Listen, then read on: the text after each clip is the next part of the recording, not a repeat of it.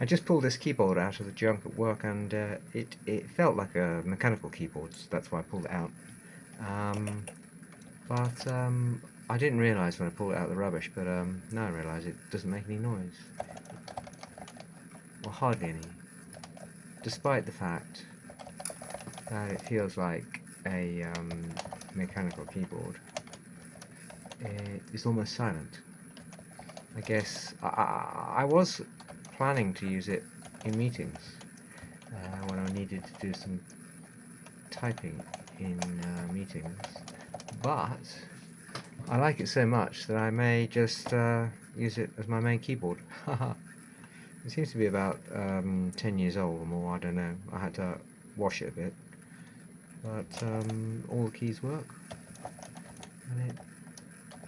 and it's just so quiet. So if you want a really quiet keyboard that feels mechanical, then Torprey may be the thing for you.